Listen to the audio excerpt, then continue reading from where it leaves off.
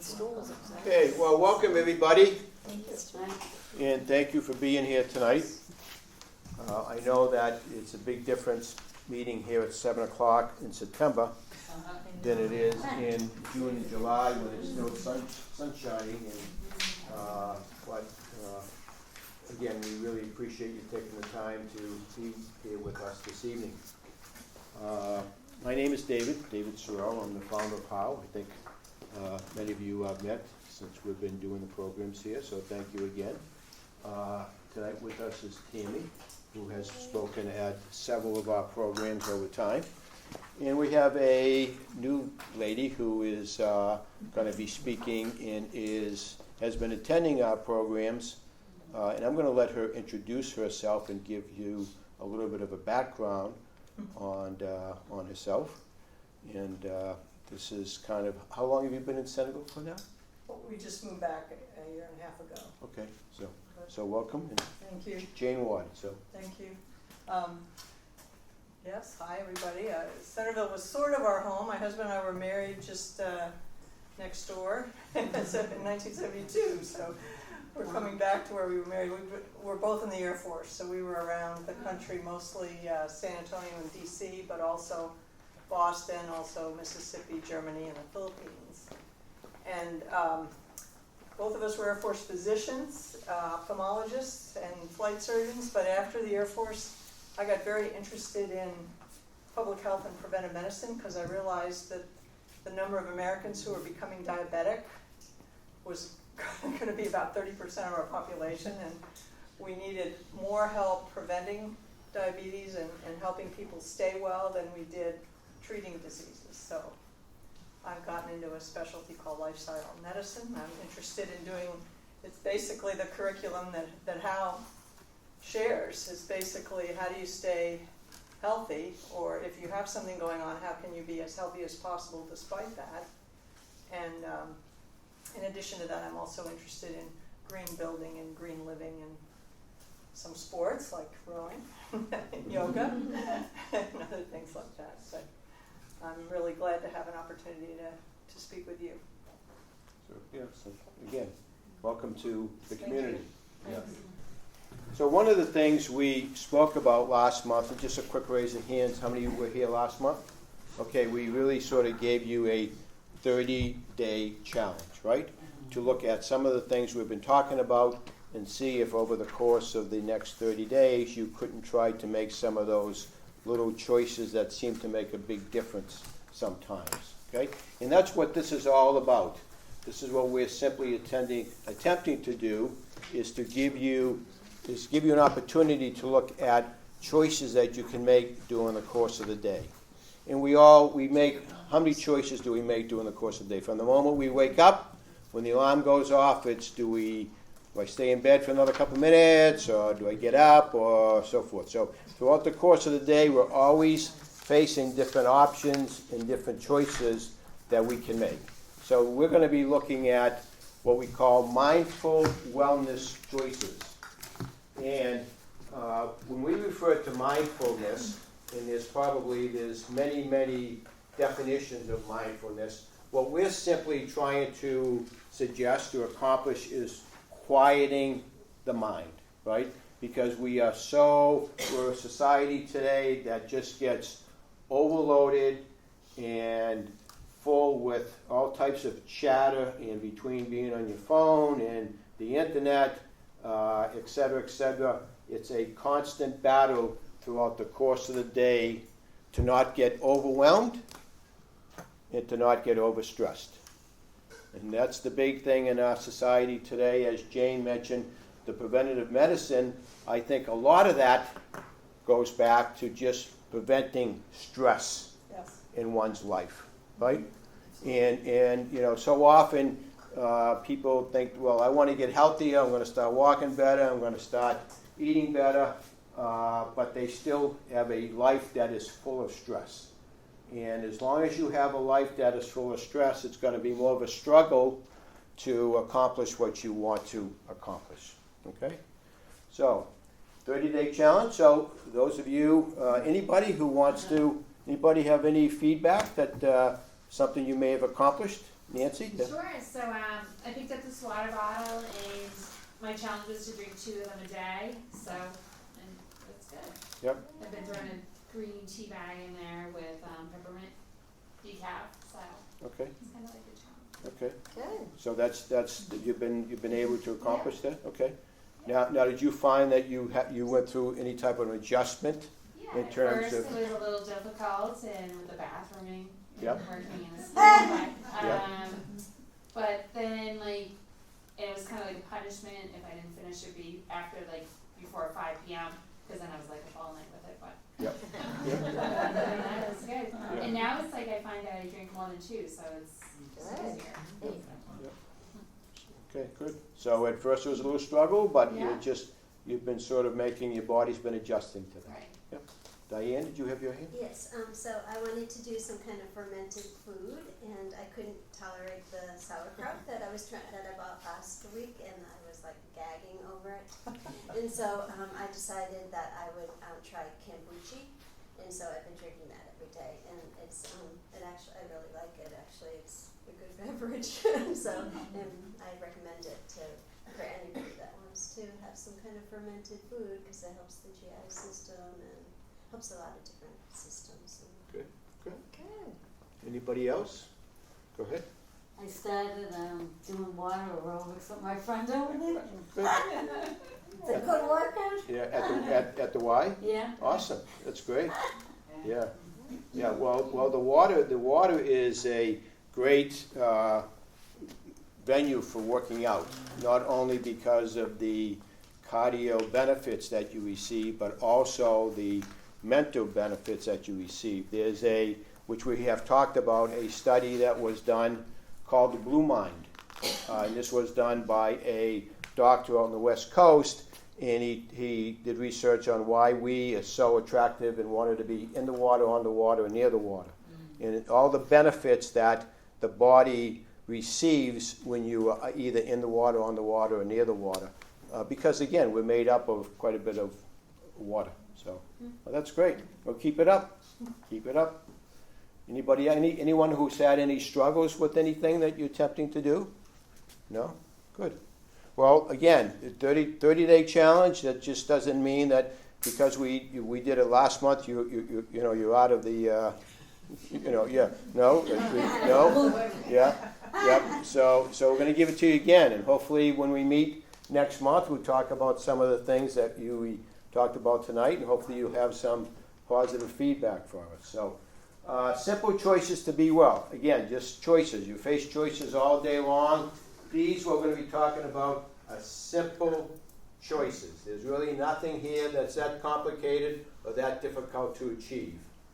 So hopefully if you make simple choices that are healthy choices, you end up with a healthy body, a healthy mind, and you become a healthy person.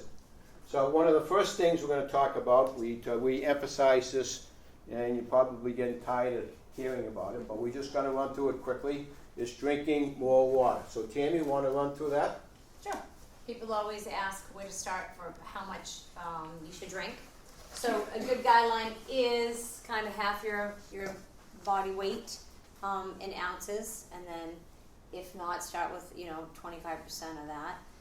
So if someone weighs 200, they try to get 100 ounces a day.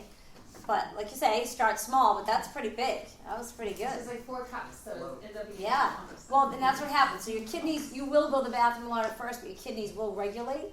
And then, like you said, then you'll actually want more. So, but it's going to be realistic. We always say just start with something small. We were saying, when you wake up, have some water by your bed. Okay, even if it's a bottle of water, better if you have your own, stainless steel or whatever you have there, glass, and have that right when you wake up. People that have been doing that can really feel a difference. It helps with draining the lymphatic system and just getting your body started and cutting down, helps you cut down on the coffee a little bit, right? So if you can try to do that first thing, that would be great. You could add something there. Just little things. Have one in your car. Have wherever you're going to be. Try to just start slow. That's what we say. And again, if you like hot water in the morning is really beneficial. with the hot water with nothing in it, you have your cells, it, you know, hydrates the cells because nothing to digest. If you have, you know, some nice hot lemon water, that's a great, kind of gets everything moving. So just adding in stuff like that. But if you're someone who likes cold water, if that's the only way you can drink it, do that. If you're someone who needs to add some cucumber or some strawberries, something to make a little more, she puts a little green tea bag in there, anything to get you going. And also, you know, if you have to add a little dab, you know, of apple juice or cranberry juice, something to get you going, you're still getting a large amount, you know, of water in there.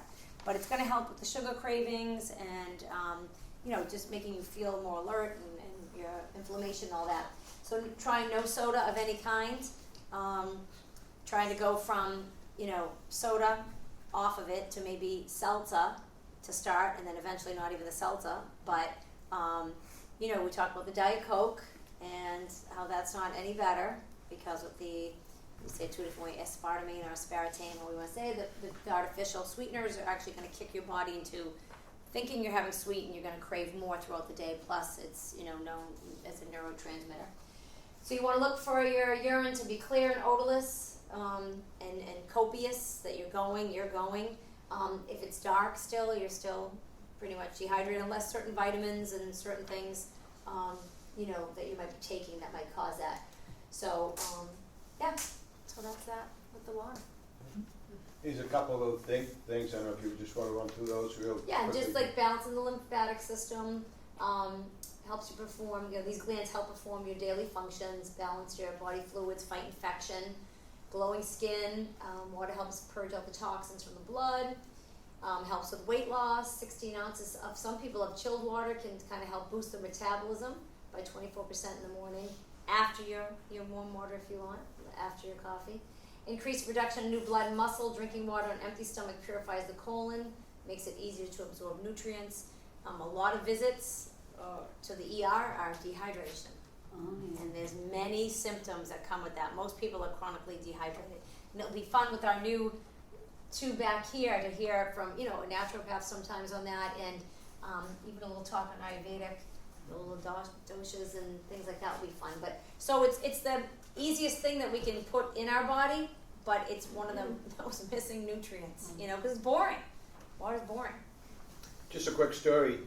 Tammy and I were doing a program at the Parish Center in Our Lady Victory a couple years ago, and we had a student from Barnstable High School who was filming it, and Tammy was giving her water talk, and he realized how thirsty he was because he was been going all day long. So he's walking over to the water bubbler, and he passes out. Oh my God. And I swear to God, he could not have gotten any closer to the corner of the wall with his head than he did. I mean, I was wrecked. I said, oh my God, he was down. And once he came through, that's what he said. He says, you know what? I was listening to her talk and realized how thirsty I was. So I decided to go get a drink of water. And it had been a couple days, like he was busy for a couple days, and you just forget. And when the paramedics came, they said he's just fully dehydrated. Yep. But it's all that stuff that you think are other things that you don't really realize, you know, And that's, dehydrated. yeah, and that's a teenager. Yeah, So. I know. Want to do this? Sure. So throughout these talks for the summer series, we've added a little bit of just nutrition and clean eating and kind of just simple things to get into. So when we talk about trying to just eat fresh, okay, we have so many local gardens around here, produce. Eating clean is clean, the natural stuff first, obviously, your fruits, your veggies, and then less sugar, trying to cut back on the sugar that we talked about that you don't realize how much you get. So eating from the rainbow would be, again, looking down at your plate and, you know, is it full of color that you have, or are you looking at it as kind of like, bland, right? The sandwich with really nothing in it, and then maybe, you know, some chips with no color, and, you know, so trying to look at your plate and trying to eat more from the colors of the rainbow, as we know, with all the antioxidants and all the good stuff that comes with it. We then talked about sugar, okay, and how the average American is eating over 150 pounds of added sugar a year. And everybody says, oh, not me. I don't add sugar, I don't do. It's in so many things, you don't have to add it if you're eating some packaged foods. But we were talking about, there's 4 grams in a teaspoon of sugar.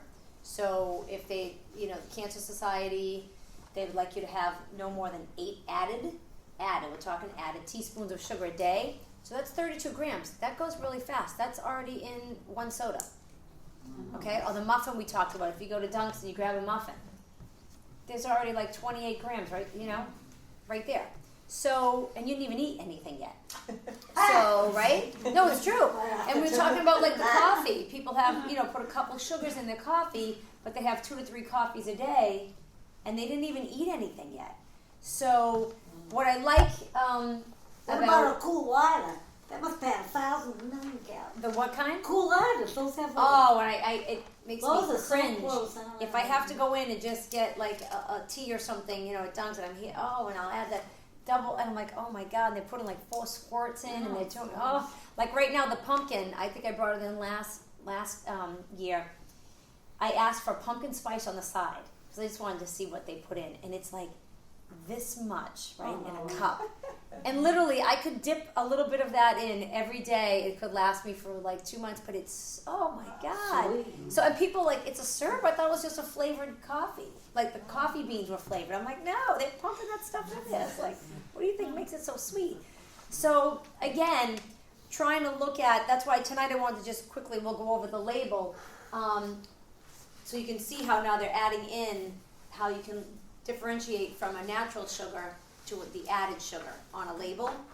Not that you want to have just, fruit and larvas and things that are natural all day long, but it's 10 times better. We also looked at portions. Okay, last time we did portion distortion, and we eat way too much. We all know it. I mean, if it's in front of you, studies have shown if you have that food in front of you, you're going to eat it. Okay, if you ordered a 6-inch sandwich and a 10-inch, you're gonna finish that 10-inch only because it's in front of you. You paid for it, and you feel like you still have room to eat. So we looked at those 2 plates of the burger and the fries and the 1/4 cup of ketchup that came with it, and how many calories is in all that, and then what an actual serving is. So a serving size is a measured amount that's put out. The portion size is what you choose to eat. So that's why looking at the back of a label is important. Like this one here, we're going to talk about, has 8 servings. So if you ate that whole box, you better multiply everything here by, 8. So it's important. We don't realize the mindless eating with the portions and how much we're taking, and that's why we say having like a bag of nuts versus the little packages of nuts that are already served out, because you're going to just do this and you don't realize how much you're eating. And also stopping, you have those 2 chemicals. We have the ghrelin that tells you you're hungry, and the leptin that tells you you're full, but we don't usually wait long enough after we eat to let that kick in. So we usually go right to the little piece of dessert or something like that instead of walking away from it. If you're really hungry and you come back, like we said, and you still have fish and vegetables, and you want more fish and vegetables, then you're really hungry. But if you're like, well, I don't want that, I want something else, So you kind of want to look at that. 8 teaspoons and ditching as much processed food as you can. So I love this one. You are what you eat, so don't be fast, cheap, easy, or fake. So that's a good one. And then I just wanted tonight just touch on a little bit of the food labels. Okay, so this is just a quick little. It's just a fun little thing. It kind of looks like a cartoon, but it's a good one. Just to get you thinking. 10 rules for reading a food label. It's easier than gassing up a spaceship. Reading a food label with all those scary words and numbers is not as alien as you might think. We have created some straightforward rules that every earthling can follow. Rule 1. Food is fuel. The body burns food to live. Food is fuel for the body. The same way a spaceship burns gas as it zips in between the planets, the body burns food as you go about your busy day. I know it sounds silly, but to understand food labels better, we will follow our alien friend as he gasses up his spaceship. Rule 2. Fuel is burned. This creates energy, or calories. The amount of energy obtained from digesting a set amount of food is called a calorie. The longer the trip through space, the more fuel or energy the spaceship needs. In a similar way, the more active you are, the more calories you burn. Rule 3.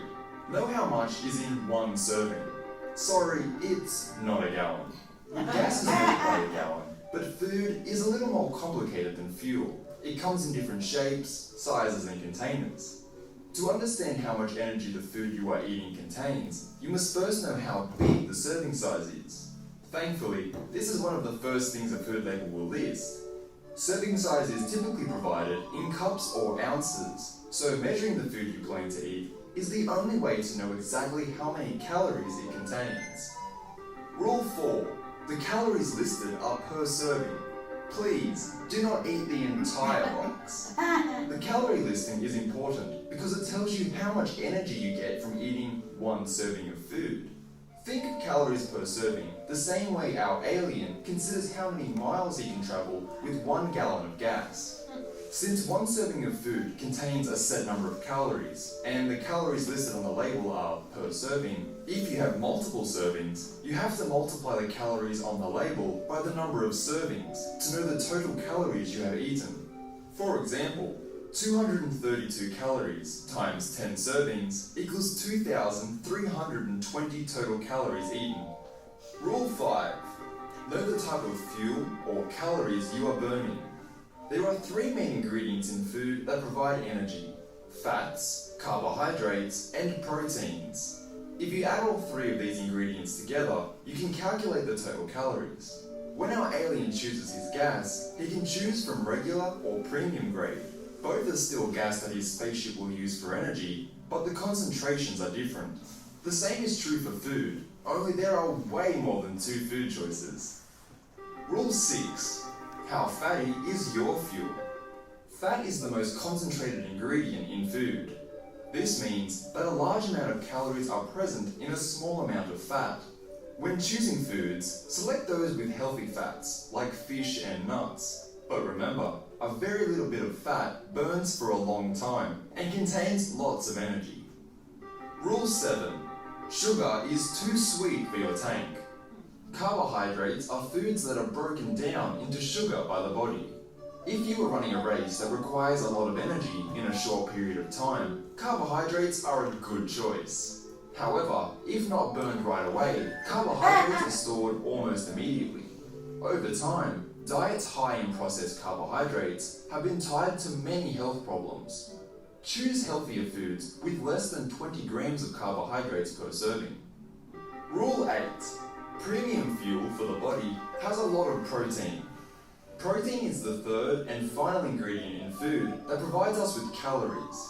When the alien chooses high-grade fuel, his spaceship runs smoother for many years.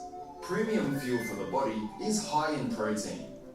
Protein provides good energy levels, keeps your weight steady, and allows the body to repair itself and stay healthy for many years.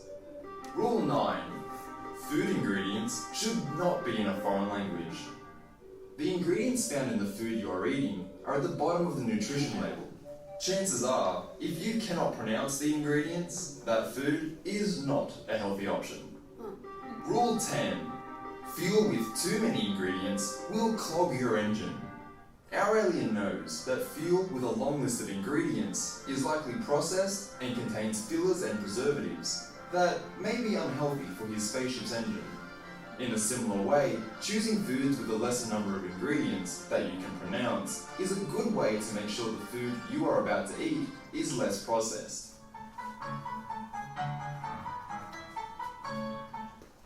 I just thought that was a good one to just kind of keep you awake and go through it all.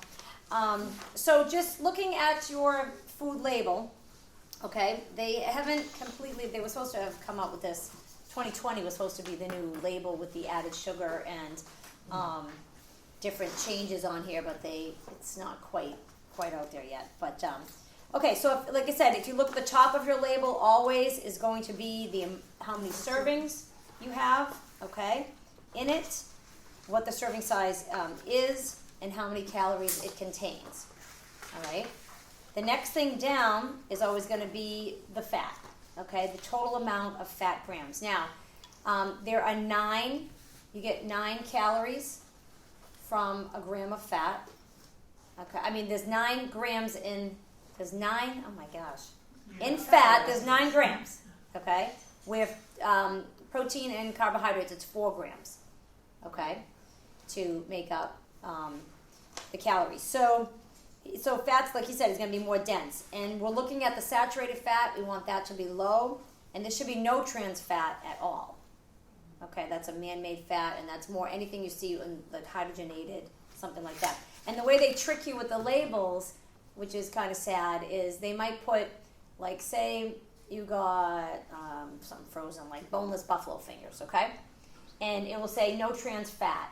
If you look, it will say no trans fat per serving. Okay, so if the serving was 2 of those, but you ate 3, you're getting trans fat, and you'll know that by looking at the actual ingredients. If there's anything hydrogenated or partially hydrogenated, it's trans fat. So, but they can get away with that by putting it, like that. Same with the sugar. We're talking about how there's 50 different names or more of sugar, so they know you know the name sugar. So when they're not going to put that, when they put ingredients, it goes by the most to the least. So if they have a product, we were talking about the Kind bars, not the nut ones, but the actual cookie. I thought, I'll grab these for my kids. And then I did my little Fujicate app, and there was 5 different sugars to make up the sugar. But the way they did it, they put it in small amounts, they can spread it out. And a lot of people don't know certain names like maltodextrin and certain things that you don't know. If you don't, you're like, that's not sugar. But you know the word sugar, so they don't put that right in. And then, all right, so cholesterol, sodium, we talk about on the very bottom, this called the 520 rule. And it's kind of funny. They did a little thing. They walked around and they asked people, have you heard of the 520 rule? They're like, is that a new tax break? Is that, and they're going on now with all these things, and they're like, nobody knew what the 520 was. And that's what they put on this label. So another thing to back up is all these labels are based on you eating 2,000 calories a day. Okay? So if you don't eat 2,000 calories, if you have 1,500 calories a day, your percents are going to be higher. So what it's talking about is, for instance, like cholesterol, okay? You have so much cholesterol that, our government tells you should eat. So the percents are, if it's something that's good for you, like fiber, you want that percent in a food to be closer to the 20%. But if it's something like sodium that we don't want a lot of, you want that to be closer to 5% when you're looking, okay? So if you went to pick up something you thought was a high fiber food for you, and you looked over and you're like, oh, wait a minute, there's only, 5%. This isn't a high fiber food.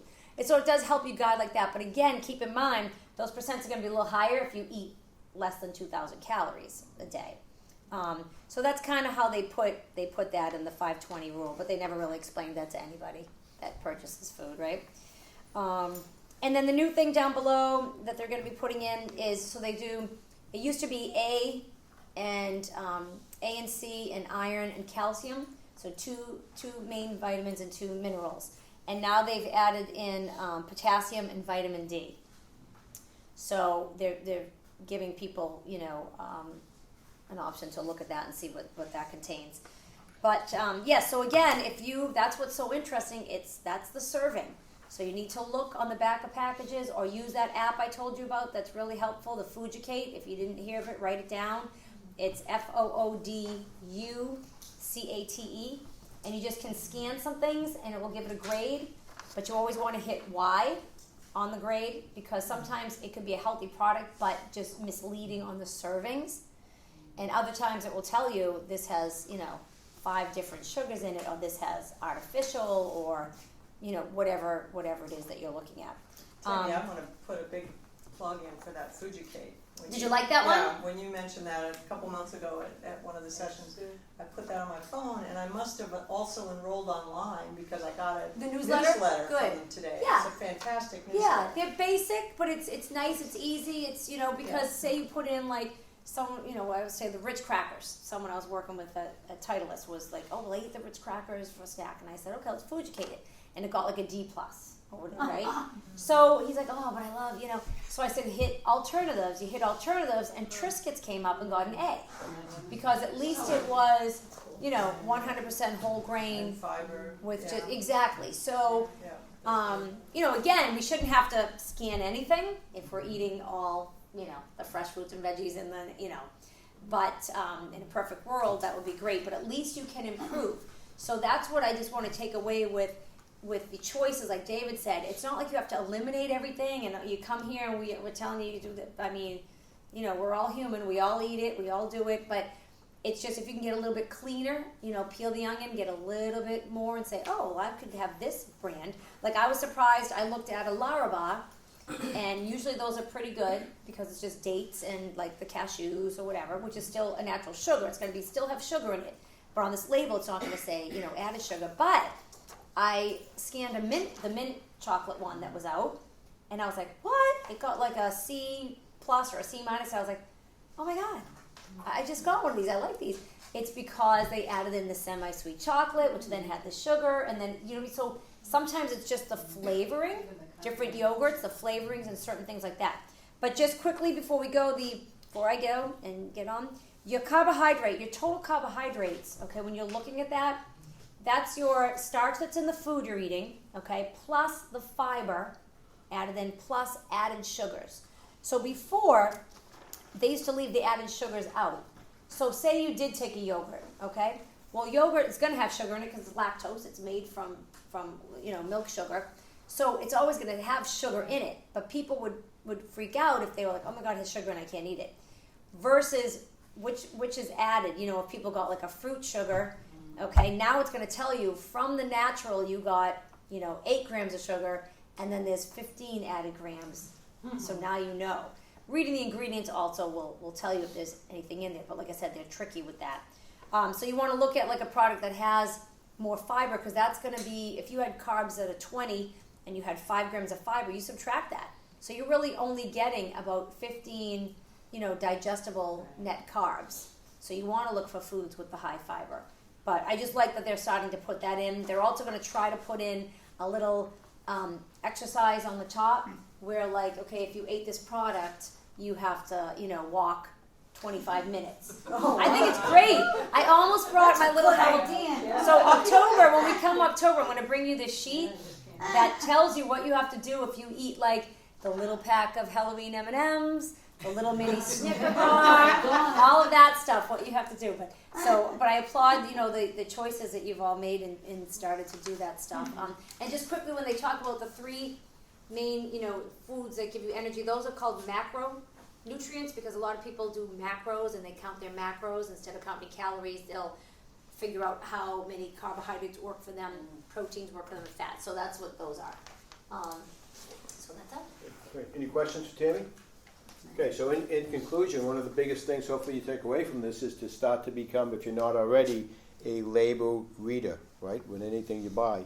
And as they said in that little video, if you can't pronounce it, don't know what it is, you know what, chances are you probably don't necessarily want to eat it. Again, just make the comparison. It would be like going to the gas station and driving up to a pump, and it's a different name and you don't know what it is. You're not going to put it in your car, are you? Not knowing what the results could be, right? So be more aware of reading labels. So, Jane? So we're going to move on to moving daily, which is one of my favorite topics. And basically, the more you move, the better. But it doesn't have to be train for a marathon, go to the gym every day, do kickboxing. It can just be move. Take the stairs, get as many, whenever you have a chance, go up and down stairs, make your life inconvenient if you have the time to do that in terms of parking at the far end of the parking lot, taking the stairs. If you move through the day, it's a bonus if you go to the gym. I love the gym. I love to go work out. I love to train for races, but those are all bonuses. And if you just can move through the day, my favorite is really the first one up there. Walking for 15 minutes after eating a meal. So one way I've heard this explained is walk for dessert. Instead of eating dessert, take a walk. And especially near and dear to my heart, when I did some training after I got out of the Air Force, I did a Master's of Public Health in Physical Activity. My advisor focused her research on older women. And she found women who were at least 60 years old, and they were agreeable to go into this project for 2 weeks. They had to live at the U.S. Department of Agriculture nutritional testing station, where literally everything on their plate was measured to the calorie, and they had to even scrape the plates off and lick the spatula, so they got all the. Oh my God. They had exactly the nutrition that they took in was measured carefully. For 1 week, they got up first thing in the morning at this campus and did, I believe it was a 30-minute walk, first thing in the morning. Then the next week, they flipped groups, and the group that had been walking for 30 minutes in the morning now walked for 10 minutes after each meal.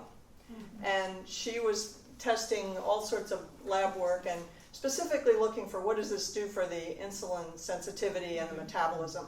The risk of being diabetic or pre-diabetic, which goes up as we age, just normally with age.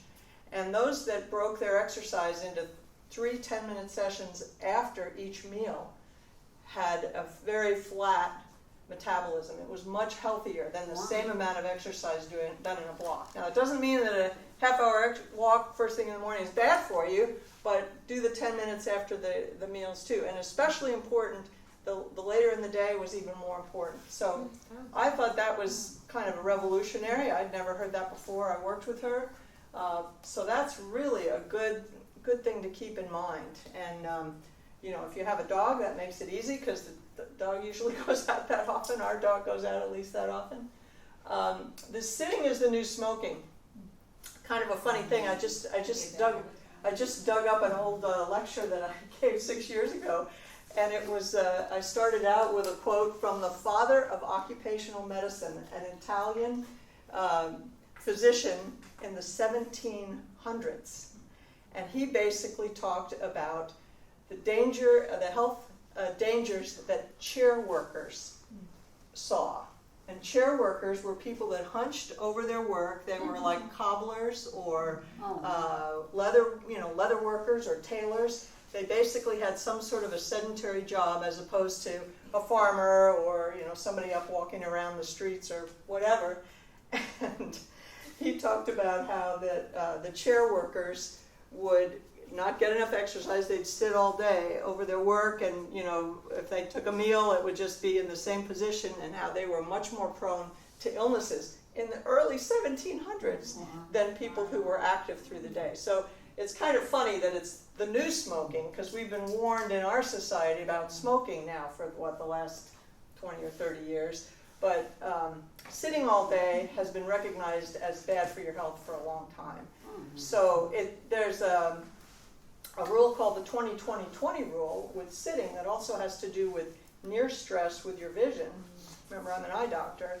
People talk about computer eye stress, and the 20-20-20 rule is if you do have a sedentary job and you are pretty much tied to a computer or a desk during the day, at least every 20 minutes, get up, Move. walk around a little bit, even if it's just walking over to the printer or walking over to the water fountain, and in terms of resting your eyes, look at least 20 feet away for 20 seconds.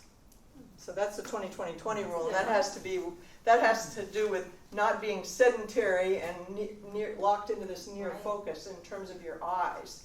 And they've actually some population studies now in kids that are locked onto their phones or their video games or whatever. They're showing that, and not up and around and out playing sports or even walking around with their friends.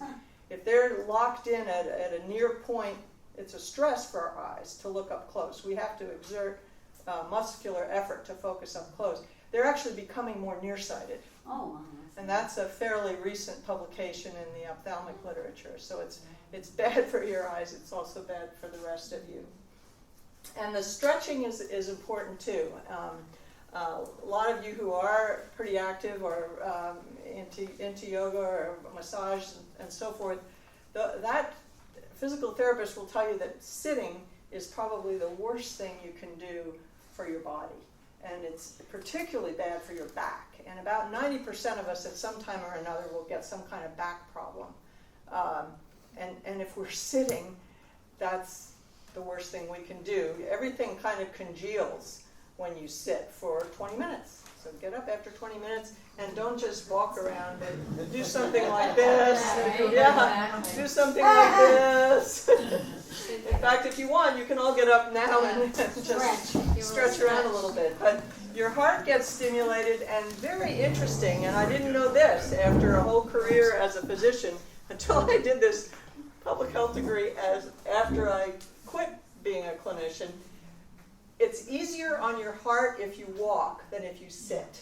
Because if you're walking, your leg muscles are compressing the vessels in your legs. They're helping your heart return the blood flow to the heart. If you're just sitting, your heart has to do everything. So if you have a heart patient or a heart failure patient, they're better off sitting and maybe using a recumbent bike or something that's moving their leg muscles. So any kind of exercise that moves your legs is really good for your heart. And you've probably all heard how good it is for your brain. You know, you get better oxygenated blood. You also get something that your muscles produce when you move.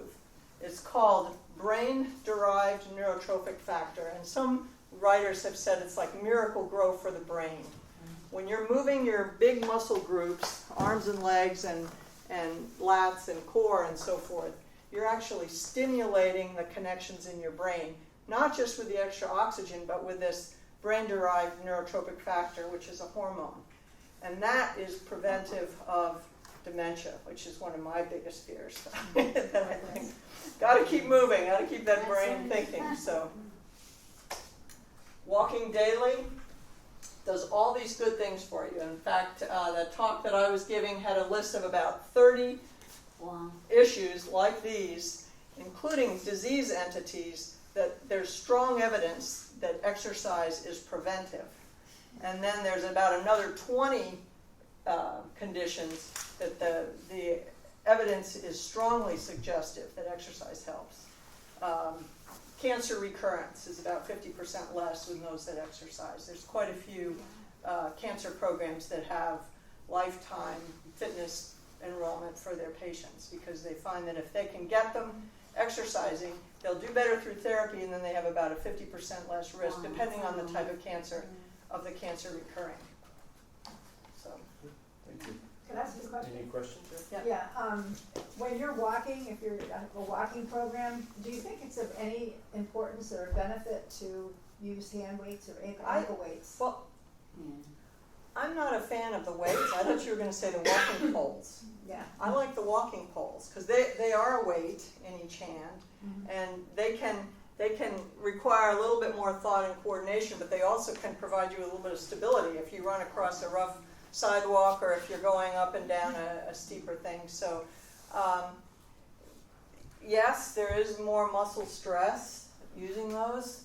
I kind of don't like to increase the weight on my feet, but I do like the joints. You know, having I do weight. like Like there's poles. certain things like even with the spinning, and I love teaching spinning. But when I go to some of the classes when they're trying to sit up and do the weights and do in their backs and this, sometimes it's like if you're gonna strength train. If you're gonna walk. If you're Yeah. I think I it took makes this- it too complicated. You might not be moving them in the right arc just a little or stress something. on the joints. So Can I? Thank you. yeah. I wore ankle weights when I was walking once, trying to fit, and it threw my back out. You know, it was just something was really askew. Yeah. How heavy were the weights? Heavy. No, they're, I don't know, Ankle Little weights. ankle 3 weights, pounds. yeah. 2 pounds, 1 pound? Yeah. Yeah, they were just strap-on weights. I have a question. I try to walk an hour and a half a day, but do I still have to do the 10 minutes after I eat and everything? What's the water You're walking a lot. I think it You does. mean I'm over walking? No, Oh. no. Actually, if you want my opinion, we have evolved to be moving constantly. Anytime we sit is an aberration. So I try not to sit much. I mean, I literally stand up in the kitchen. I have a stand-up desk. If you think about, you know, I wish I had brought a cartoon I have of our early ancestors. They were walking the whole day. They were walking probably 6 to 8 miles a day, whether they were the hunters or whether they were the, you know. Everything, they're riding their bikes and everything. Yeah. So I don't think you're over-exercising, but it does help to walk after a meal, particularly late in the day. I have a story, I won't say his name, but my heart doctor, right? Was really chubby, okay? And the first time I met him, I'm like, oh my God, this guy's telling me what I should be doing. Wow, this is incredible. So, you know, and I have to go to him like twice a year. And yeah, I mean, he's really an okay guy. But the last time I went to him, I thought I was in the wrong office. He has a standing desk, and he is so slim and trim, and I can't even believe it. And I said, how did you do that? And he said, well, yeah, and he showed me the desk. And that's what he does all day. He goes, I don't have time for all this formal stuff. I've got a wife, 2 kids, I've got this, I've got that. And he said, that's what I do. And he reads all this stuff like on the treadmill with his walking desk. And I think the guy's probably lost about 50 or 60 pounds in last year. And he looks really good. He really doesn't look unhealthy. I mean, and that's great because there's patients. I know I appreciate it. It's like, whoa, you know, I should get a walking desk. You know? Right. Yeah. Good story. Yeah, just as a side note to that, I was having my yearly physical a year ago, and I made a comment to the doctor. I said, geez, doc, you look pretty good. It looks like you've lost some weight. And he says, yeah. He says, you know, somebody else just recently mentioned that to me also. He says, you know, I'm not doing anything different, but he says, come to think of it, I have a dog now. And I walk him first thing in the morning, and I walk him at the, you know, at nighttime after supper. And I said, well, you know, that's probably what's doing it. But here's a doctor who didn't even quite put that connection together. So, but yeah. Well, my husband's not heart doctor, but just his regular primary care doctor. I took him one time, and then I didn't know who he was, and I saw him walk out, and I went, oh my God, I hope that's not his doctor. He said he has a really tough time just bending over to examine him. And I'm like, whoa. He ought to talk to my heart doctor because he knew my heart doctor before. Yeah, but you know, it's funny too because if you say something to your doctor, they think you're trying to hit on them, you know. But this guy, I said, I just want to let you know you look really good. Your wife, your family, everybody must really appreciate it. Then I get all red. But I'm so happy that he did that because he's telling everybody what to do, you know. Yeah, he's a great example. And I'm sorry, I don't know if I mentioned it at the beginning, but it looks like everybody has. Inside your folders on your table, you have a list of everything really that we're talking about. Okay? So it's just inside the folder. Next item is just the importance of breathing deeply into quieting the mind during the course of the day. Breathe deeply every day to stress less. Okay? And as a society, that's something we don't really take the time to do. But just to sort of really take some time during the course of the day, quiet the mind, and just take some deep breaths in and deep breaths out. Okay? We have people in here that do a lot of yoga and teach yoga, and that's kind of the key to a good yoga practice is to breathe properly. You take deep breaths to de-stress and to oxygenate your body. And meditation is something we have talked about quite often in our class, is to the importance of trying to meditate each day, even if it's just for a minute or two. But again, the reasoning for that is to quiet the mind, okay? Just to take an opportunity to quiet the mind and don't try to be sitting quietly but yet thinking of like everything else that you really sort of that you're supposed to be doing. So when you do that, you're kind of defeating the purpose. And again, it's just like a lot of other things that we'll be talking about this evening. It's choices, and if there's choices that we're talking about, and there's changes that you're going to make, it doesn't have to be that you start meditating for 10 or 15 minutes a day. Okay, even if you start for just a minute a day. You'd be surprised just how quickly you can start to add to that. Okay. Anybody else want to say anything else on? Just two other apps that are good. Headspace is one I've used for probably 2 years, and I like that. You can do 3 minutes, 5 minutes, 10 minutes, 20 minutes. It has other courses, sounds similar to yours. You can get a free version, and I believe maybe just a free trial, but it's not very expensive. And there's another one called Calm, C-A-L-M. That's Seen that advertising that a lot. highly recommended. I haven't tried it, but I've In the refrigerator. had it recommended by a friend who says it works wonders for her. It's also very good to help you go to sleep if you have sleep issues. So I think Headspace is just the meditation, but the Calm will do going to sleep It's guided. good with kids too, calm. Okay. We used it for the summer camp, it's Oh, great good, for nap time. great. Breathing is something we take for granted. We do it every minute of every day of our lives. But how many of us truly engage in deep and controlled breathing? This technique, which involves slower, more meaningful inhalations and exhalations, may be the secret to overall health and longevity. The average adult takes 15 to 20 breaths per minute. Yet medical textbooks suggest the normal rate for adults is 12 breaths. Older textbooks provide lower values, between 8 and 10 breaths per minute. It would appear that our modern rush lives have influenced our breathing too. Why not take the time to slow down and discover the health benefits that regular deep breathing exercises can bring? 1. A healthier heart and circulatory system. Taking in more oxygen means the heart and other vital organs can function more efficiently. In fact, deep breathing can bring many of the same benefits of aerobic exercise because they both work to deliver an increased oxygen supply. With an increase in oxygen comes improved circulation and the benefits that can bring. 2. Less stress. We're often told to take a deep breath when stressed or anxious for a reason. It really works to calm the mind. Stress or fear triggers our sympathetic nervous system to kick into action, causing us to secrete these stress hormones, cortisol and adrenaline. This is known as the fight or flight response. By breathing deeply, taking in plenty of oxygen, we can call on the parasympathetic nervous system to switch off these hormones, thus reducing stress and increasing calm. Focusing on our breathing also helps to keep us in the present moment, allowing us to switch off from the thoughts and fears which are causing our stress. 3. Detoxification. One of the greatest benefits of deep breathing is its ability to aid detoxification of the body. When we take shallow breaths, we're not ridding the body of as much carbon dioxide, the waste product of gas exchange, as we can. If we don't efficiently remove carbon dioxide through breathing, other organs must take over the task, causing additional stress and increasing our risk of illness. 4. Better sleep. Those who have trouble falling asleep may want to focus on their breathing at bedtime. By being in the here and now, letting go of the worries of yesterday or tomorrow, you can experience a sense of relaxation and calm, which may help you drift off.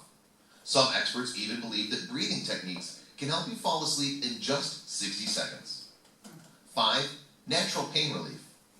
There's a reason expectant mothers are told to practice modified paced breathing in the weeks leading up to their due date.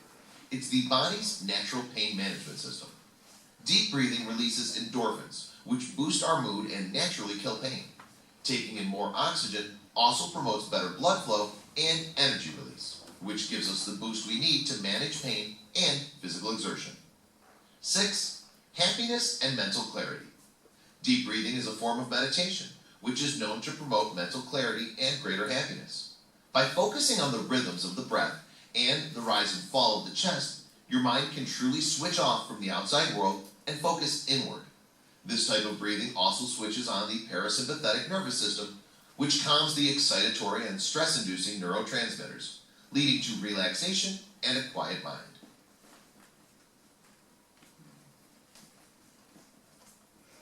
Okay, so again, I think pretty simple stuff, right? Just really trying to find an opportunity during the course of the day to breathe deeply and to quiet the mind, to get rid of all the clutter that is generally occurring around you. Sleep and rest. The importance of sleeping and resting, of course, is to recharge your body. You need to get enough calcium and magnesium. That's a supplement which many Americans lack. And we could do an entire program on supplements, some of which are good and some of which are not good. but calcium and magnesium, I think, is one that is quite important. Yeah, I prefer to get, I recommend a plant-based whole food diet, and if you eat enough plants, you get 9 servings a day of fruits and vegetables, you're gonna get enough of this stuff. And it's usually better absorbed, green leafy vegetables for the calcium. Sleep reduces stress and inflammation. Short sleep makes you short-tempered. Okay, here's a whole list of benefits for a good night's sleep. Healthy heart, prevents cancer, reduces stress, inflammation, makes you more alert, boosts your memory, helps your weight loss, makes you smarter, reduces your risk for depression, and helps to make the body repair. You know, when you think of it, when you're not feeling well, when you're fighting a cold or whatever, what do you have a tendency to do? Is to sleep or rest, and that heals the body. So, you know, it's something that really is important to look at every day, that opportunity to heal the body. When we talk about, you know, a lot of people, you stay up later because it's kind of your time, if you're busy throughout the day, and you know you should be going to bed. And you know that if you binge watch your favorite show because, you know, you haven't watched it, and you know that you're gonna be tired, you already know what's gonna happen the next day, right, and how it's gonna work.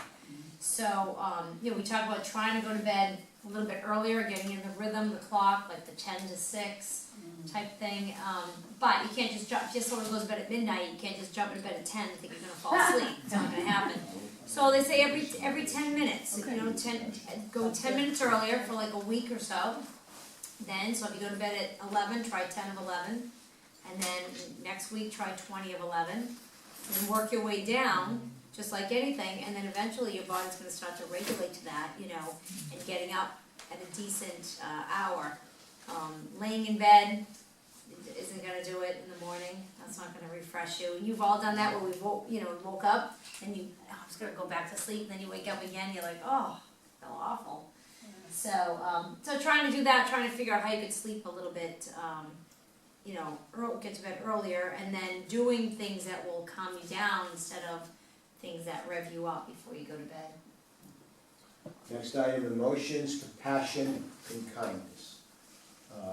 Again, we're still focusing on limiting those stressful emotions that many of us deal with on a daily basis. The importance of compassion and showing kindness to oneself and others. And I think the key word in that is oneself, because I think we all have a tendency to be hard on ourselves, to be critical on ourselves, to be judgmental on ourselves, and we can't really show that toward others if we're not doing that toward ourselves, right? Pay attention to one another and listen. How often do you have a conversation with somebody and you're having a conversation, a dialogue with them, but you're really not listening or paying attention? You know, it's just kind of going over your head. So the importance of when you're with somebody and having a conversation, you're really sort of paying attention and listening. And the gift of forgiveness to oneself and others. And again, the key word there is oneself. Okay, so often we have a situation that occurred, either something that hurt us or we hurt somebody else, and until we individually take the time or find the way to forgive ourselves, we can't really move forward and forgive somebody else. David, you asked me how it's helped, the meditation, and looking at this, it's helped with all these things, that and the breathing. I got a book called Just Breathe, and it talks about one of the first ones is trying to do 6 breaths a minute, which is 5 seconds in, 5 seconds out. Yep. It's hard. Yep. But you asked how it's helped, and it's definitely helped with all these things. Yep. And with the forgiveness, that's huge in life. Yep. People go around, I hear these family stories, these, you know, that people aren't talking to each other and over, it's like, oh my gosh. And so, again, you know, I always laugh, like, I've done this, we've all done it, where, I don't know, I've been saying that, my husband, or I didn't want to go to a party or something like that, right? And so you're all pouty and this, that, and then you get there and he's having a good time, everyone's having a good time, but you're not, but you're the only one not having a good time, and it's like, it's only you that's, you know, so it's kind of like, hey, so you have to, you know, definitely forgive forgive people, everyone makes mistakes, Yeah. forgive yourself for making mistakes, that's the only way you move on. And the other part of that is to forget, okay? Mhm. Because so often we may say, well, you know, I forgive you for what you did, but you don't forget it. You have to learn too, that's the other thing I don't learn, you know? Yeah. Like, you can't put yourself in this position where, you know, you're gonna be like a doormat either. Yeah. So you have to Yeah. remember Yeah. that. I mean, I forgive and I forget, and then it happens again, and I'm like, why am I so stupid, you know? Yeah. Well, that goes back to the kindness to yourself and loving Yeah, yourself and being, yeah. feeling like you're worthy. A lot of people Yeah. don't, you know, we all look at all what's wrong with us instead of what we do offer. Never apologize for being sensitive or emotional. It's a sign that you have a big heart Oh, that's and good. that you aren't afraid to let others see it. Showing your emotions is a sign of strength. I believe it, I Okay. cry a lot. So, we're gonna add a little bit more to compassion, so Jane? Thank you, I'm gonna grab this. I put some handouts around, which are probably way more than you wanna know, it's like probably a college course on Oh, compassion, but I found a really terrific website from California, Berkeley, and it's, a lot of it was about what is compassion, the definition, which is interesting to me because they make the distinction between compassion is, if you dissect the word itself means suffering together. So you see somebody suffering and you suffer too, and you want to help them. Something like empathy is that you might feel bad because they're going through something but you're not motivated to help them. And altruism, you do something good for somebody else but you don't necessarily feel their pain. But compassion is actually feeling their pain. And compassion is probably part of, or foundational for probably all the world's religions. Probably the modern figure that is most known for this is the Dalai Lama.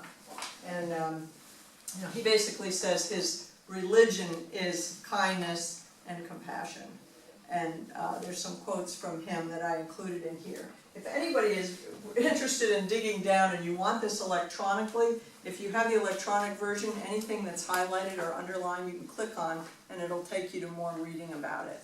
But I thought that what was interesting that jumped out at me that I had heard before, but they make a big deal about it, is this is not just, you know, be nice to each other. Compassion was probably developed as an evolutionary survival strategy, because especially with humans, our infants are born so helpless and weak, and they really need more care than almost any other baby of any other animal. And so this reflex to care for others was probably how we survived as a species. And then it became caring for the tribe that we traveled in, and the modern tribe that you travel in, your friends and family and your network. The compassion is very important, and Dave was just talking about stress and how stress keeps the sympathetic fight or flight part of our nervous system on edge, and over and over and over again. Caring for somebody and being compassionate stimulates the parasympathetic, the partner nervous system, that is the nervous system that's in charge of, one of our slogans in healthcare, rest and digest. It helps you calm down, it helps you rebuild any tissues that are damaged, and digest your food properly and all this sort of thing. But it's a survival benefit to have the right balance between those two. So it's a survival, it's kind of, you know, what do they say, it's altruism, but it's also beneficial to the person practicing it. In fact, acts of kindness, when they've been traced with, you know, people having brainwave monitoring during that, stimulates the same part of the brain that opioid addiction stimulates. It's very healthy, or very pleasant to the person that's practicing that. And how do you cultivate compassion? For some people, it's a natural reflex. If it's not, or if your life situation has kind of rubbed away your compassion, you can train. And the first thing to do is to be kind to yourself, as we were just saying. And so meditation and calming down and learning how to be kind and forgive yourself. and then those around you. But there are schools that teach compassion, and one of the amazing books that Dave introduced me to gave me this book, Into the Magic Shop, about a neurosurgeon who started out as growing up in the slums of LA, and in a horrible situation with, basically he was the man of the house when he was a little boy because his father had an alcohol problem and his mother was unstable, neurologically or psychologically, and yet he had this hobby of practicing magic, and he had a magic shop in his neighborhood, and it's really like a fairy tale. It's hard to believe it's a true story, but the magic is that he met the mother of the store owner, and she taught him basically a lot of the techniques that have been covered in this seminar, which are calming yourself and forgiving yourself, and then gradually becoming goal-oriented and so forth. And he goes on and becomes a very successful neurosurgeon, but he forgets the advice, the most important advice that the woman who was coaching him when he was a little boy told him was, open your heart first before you address the goal setting. And so he goes through a horrible midlife crisis, redirects his life though, and then ends up meeting the Dalai Lama and eventually starting a Compassion Training Institute at Stanford that you can access online. You can access it for free. The links are at the end of the chapters in this book. What's the author's name? It's James Doty, D-O-T-Y. But anyway, compassion can be taught, but it is a survival strategy. And in terms of should I go on to the community? Because they're basically linked. It involves being kind to those around you if you're really good at it. These champion meditators, these Buddhist monks, and some of these people that are better than I am. They're compassionate for those that they don't necessarily care for. They're compassionate towards their enemies, and I haven't quite made the leap yet. But in any case, there were a couple other things I wanted to introduce you to at the end of this handout. One is a doctor who practices lifestyle medicine. In fact, he's one of the grandfathers, I would say, of the specialty. His name is Dean Ornish, and he's written a bunch of books. But his basic approach to helping people become healthier is to work with groups of people who support each other. So there's a interaction, there's a community of people trying to become healthier together. And he believes that community and relationships are a very important part of maintaining your health, along with the other things we've mentioned: exercise, nutrition, water, sleep, community. And the other group that is astounding, that we don't have time to get into today, but I put some of the National Geographic magazines talking about the blue zones. If you've heard about them, you know what I'm talking about. If you haven't, it's a group of communities across the world. I think it's either 7 or maybe they've identified 9 now or something, where people live active, healthy lives beyond 100. Wow. More often than in other communities around the world. And this group of National Geographic investigators tried to identify what were the characteristics of these communities. They came out with 9 characteristics. Again, we've already addressed several of them, but 3 of them have to do with community and compassion.